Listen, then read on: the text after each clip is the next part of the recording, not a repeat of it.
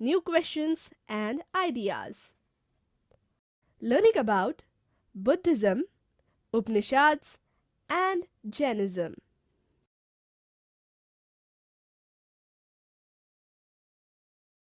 The story of the Buddha. Siddhartha, also known as Gautam Buddha, was the founder of Buddhism.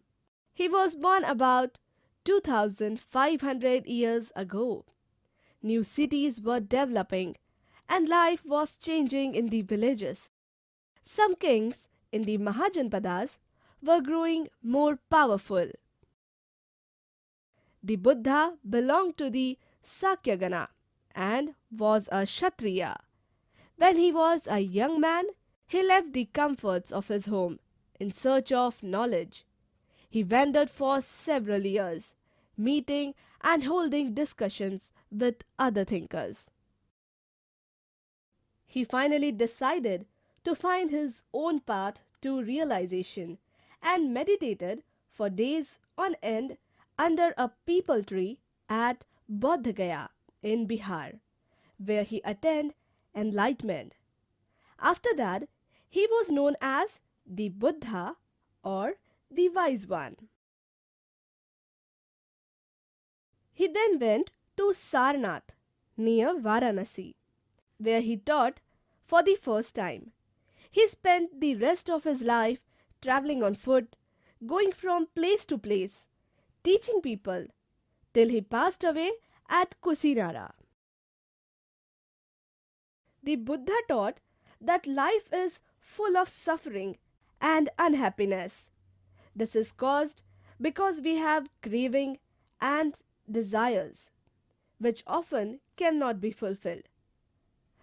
Sometimes, even if we get what we want, we are not satisfied and want even more or want other things. The Buddha described this as thirst or tanha.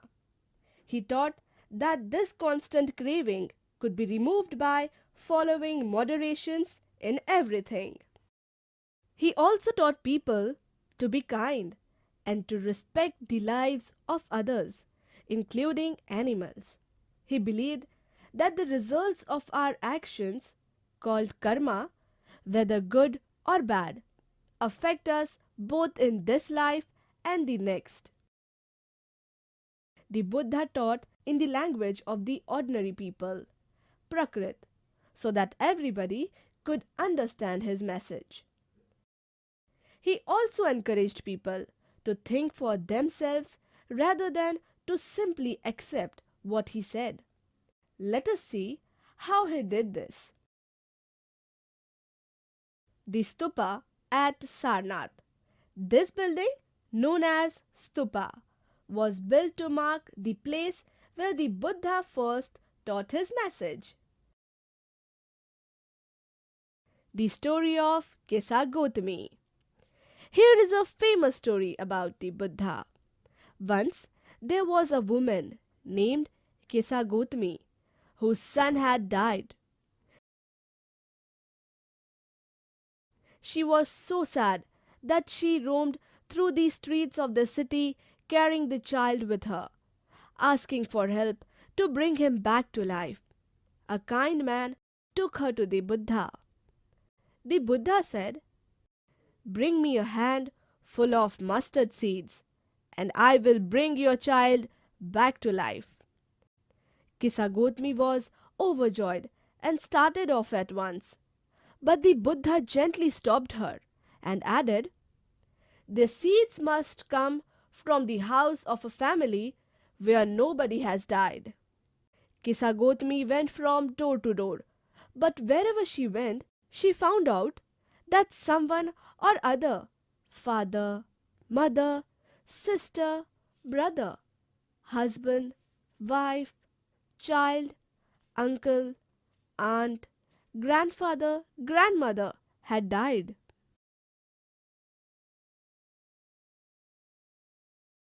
Upanishads. Around the time that the Buddha was preaching, and perhaps a little earlier, Other thinkers also tried to find answers to difficult questions. Some of them wanted to know about life after death. Others wanted to know why sacrifices should be performed. The Taittiriya Upanishad is one of the older primary Upanishads. Many of these thinkers felt that there was something permanent in the universe that would last even after death. They described this as the Atma or the individual soul and the Brahman or the universal soul. They believed that ultimately both the Atma and the Brahman were one. Many of their ideas were recorded in the Upanishads. These were part of the later Vedic texts. Upanishads literally means approaching and sitting near the teacher. How did the beggar convince the sages to share their food with him? The wise beggar. Here is a dialogue based on a story from one of the most famous Upanishads, the Chandogya Upanishads. Shaunaka and Abhipratarin were two sages who worshipped the universal soul. Once, as they sat down to eat, a beggar came and asked for some food. We, we cannot spare anything for you, Shaunaka said. Learned sirs, whom do you worship? The beggar asked. The universal soul, Abhipratarin replied. Ah, it means that you know that the universal soul fills the entire world. Yes, yes, we know that. The sages nodded. If the universal soul fills the whole world, it fills me too.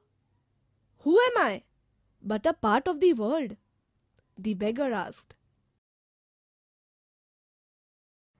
You speak the truth, O young Brahmin. Then, O sages, by not giving me food, you are actually denying food to the universal soul. The sages realized the truth of what the beggar said and shared their food with him. Most Upanishadic thinkers were men, especially Brahmins and Rajas. Occasionally, there is mention of women thinkers, such as Gargi, who was famous for her learning and participated in debates held in royal courts. Poor people rarely took part in these discussions. One famous exception was Satyakam Jabala, who was named after his mother, the slave woman Jabali. He had a deep desire to learn about reality, was accepted as a student by a Brahmin teacher named Gautama, and became one of the best known thinkers of the time. Many of the ideas of the Upanishads were later developed by the famous thinker Shankaracharya. Panini, the grammarian. This was also the time when other scholars were at work. One of the most famous was Panini, who prepared a grammar for Sanskrit. He arranged the vowels and the consonants in a special order and then used these to create formulae like those found in algebra.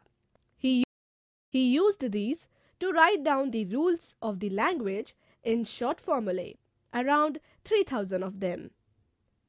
Panini, Sanskrit grammarian, c. 500 BCE.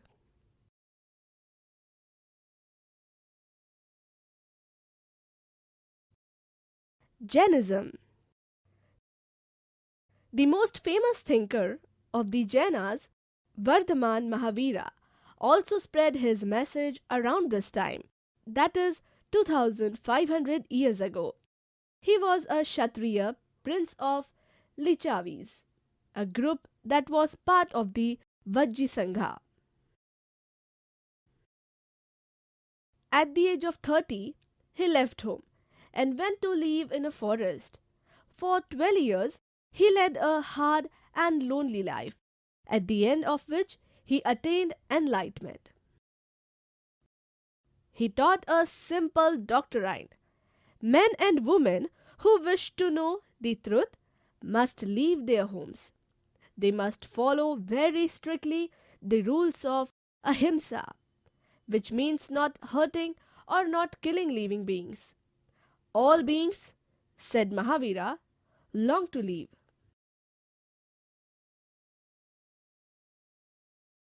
To all things, life is dear. Ordinary people could understand the teaching of Mahavira and his followers because they use Prakrit. There were several forms of Prakrit used in different parts of the country and named after the religion in which they were used. For example, the Prakrit spoken in Magdha was known as Magdhi. Followers of Mahavira, who were known as Jainas, had to lead very simple lives, begging for food. They had to be absolutely honest and were especially asked not to steal. Also, they had to observe celibacy, and men had to give up everything, including their clothes. It was very difficult for most men and women to follow these strict rules. Nevertheless, thousands left their homes to learn and teach this new way of life. Many more remained behind and supported those who became monks and nuns, providing them with food. Jainism was supported mainly by traders. Farmers who had to kill insects to protect their crops found it more difficult to follow the rules. Over hundreds of years, Jainism spread to different parts of North India and to Gujarat, Tamil Nadu, and Karnataka. The teachings of Mahavira and his followers were transmitted orally for several centuries. They were written down in the form in which they are presently available at a place called Vallabhi in Gujarat about 1500 years ago.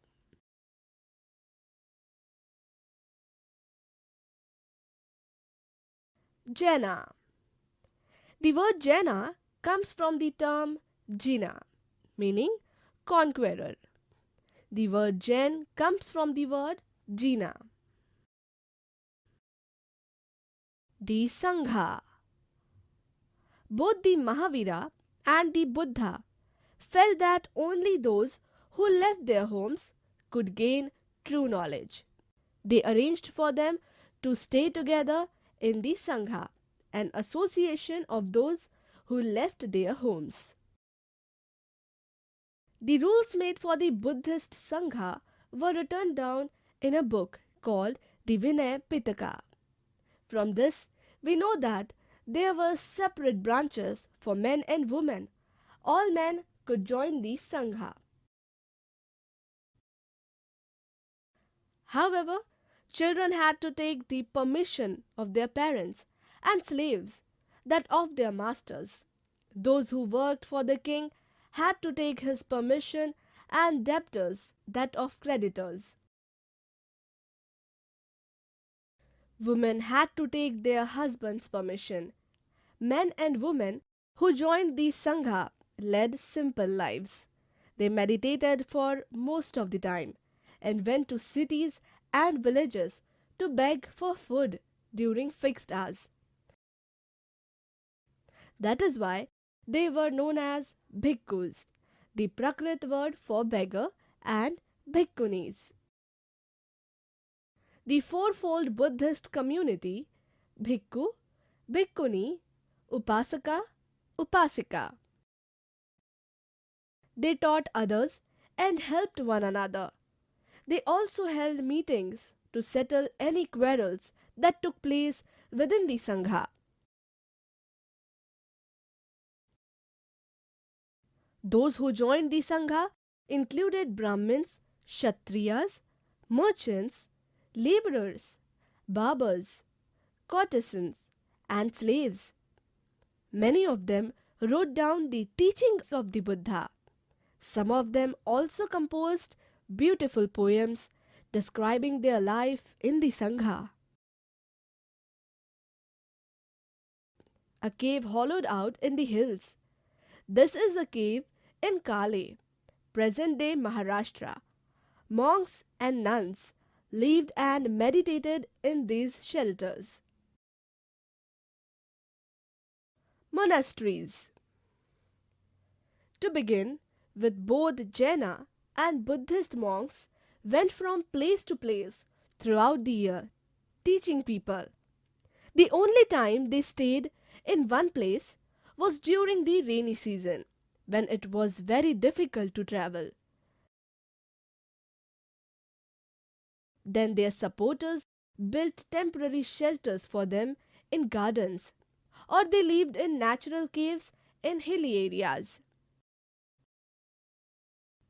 As time went on, many supporters of the monks and nuns and they themselves felt the need for more permanent shelters, and so monasteries were built. These were known as viharas. The earliest viharas were made of wood and then of brick. Some were even in caves that were dug out in hills, especially in western India. A Buddhist text tells us, just as the waters of rivers lose their names and separateness when they flow into the mighty ocean, so are varna and ranks and family forgotten when the followers of the Buddha join the order of monks. Very often, the land on which the vihara was built was donated by a rich merchant or a landowner or the king. The local people came with gifts of food, clothing, and medicines for the monks and nuns.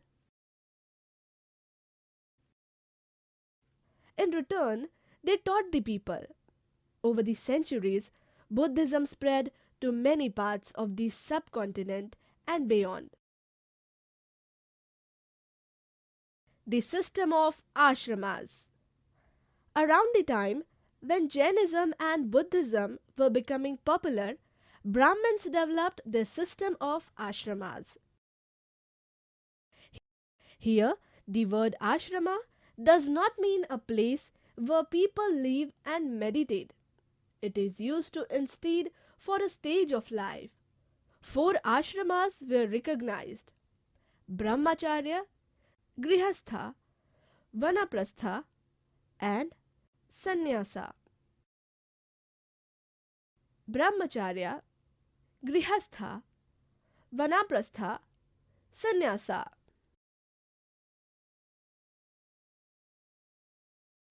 Brahmin, Kshatriya, and Vaishya men were expected to lead simple lives and study the Vedas during the early years of their life.